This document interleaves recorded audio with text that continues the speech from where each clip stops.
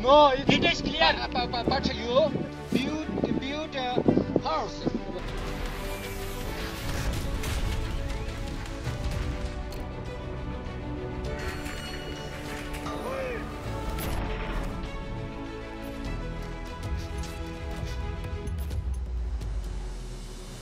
सरहद पर जो चीन घुसपैठ का जाल बुन रहा है,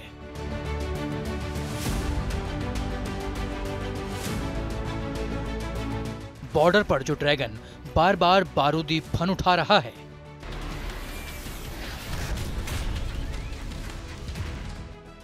गलवान से लेकर पैंगोंग तसे से सटी सीमा के पास जो चीनी फौज सैन्य जमावड़ा कर रही है,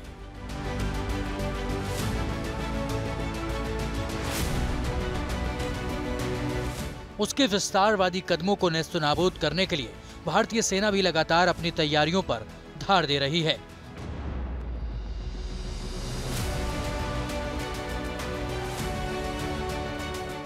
इसी मिशन के तहत अब इंडियन आर्मी ने ऐसा प्लान बनाया है जिसके जरिए हर मौसम में बॉर्डर के फॉरवर्ड पोस्ट तक पहुंचना आसान हो जाएगा।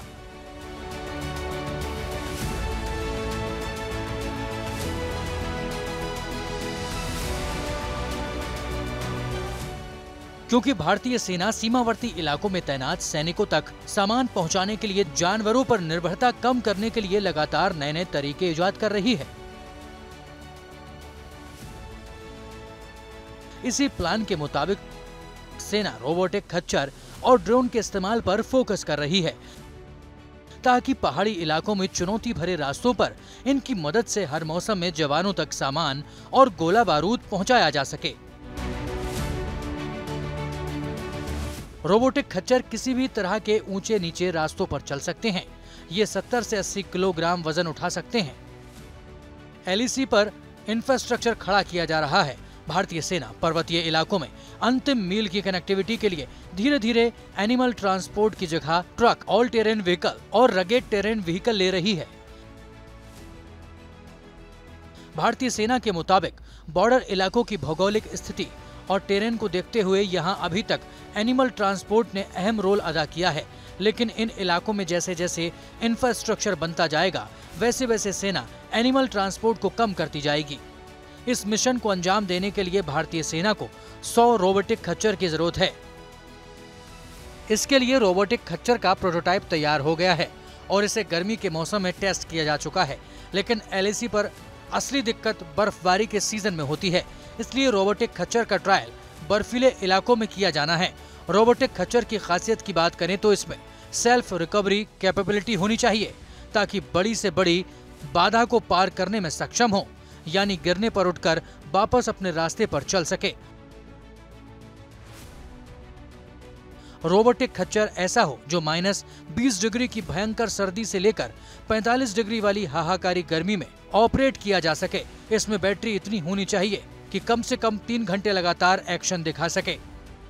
ऑल वेदर कनेक्टिविटी और लास्ट माइल कनेक्टिविटी को इंश्योर करने के लिए इंडियन आर्मी बड़े पैमाने पर लॉजिस्टिक ड्रोन और रोबोटिक म्यूल का भी इस्तेमाल करने जा रही है, चाहे इलाका एलएसी का हो या एलसी का या फिर नॉर्थ ईस्ट का।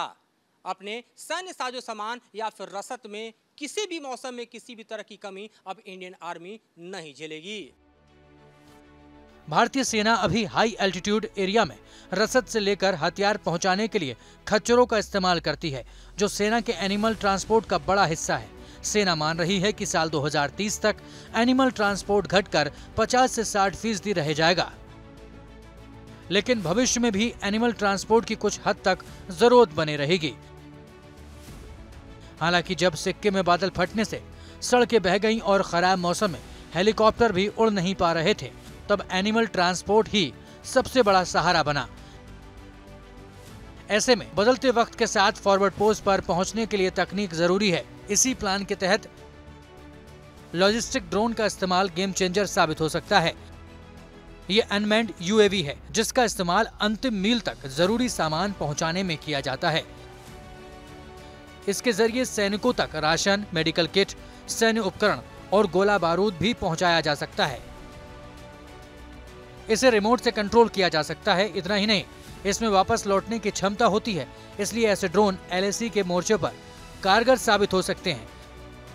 अब इंडियन आर्मी इन मीडियम और हैवी लिफ्ट ड्रोन्स को इंट्रोड्यूस कर लेगी तो इन ड्रोन्स की मदद से हैवी बर्फ के मौसम में भी, यानी दिसंबर, जनवरी, फरवरी के मौसम में भी फॉरवर्ड पोजीशन तक ammunition, arms, spare parts, petrol, diesel और हमारे सोल्जर्स को गर्म रखने के लिए जो केरोसिन की डिलीवरी है वो कर पाएंगे।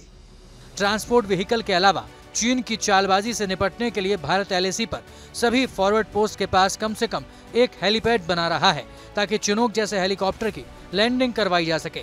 इसके साथ ही अरुणाचल प्रदेश से सटी सरहद पर Pinaka multi barrel rocket launcher system की 6 रेजिमेंट तैयार की जा रही हैं, तो पूर्वी लद्दाख में स्वदेशी तोप धनुष की पहली रेजिमेंट को मुस्तैद कर दिया गया है। Team news nation. News nation अब व्हाट्सएप पर खबरों के ताजा अपडेट के लिए न्यूज नेशन के इस QR कोड को स्कैन करें।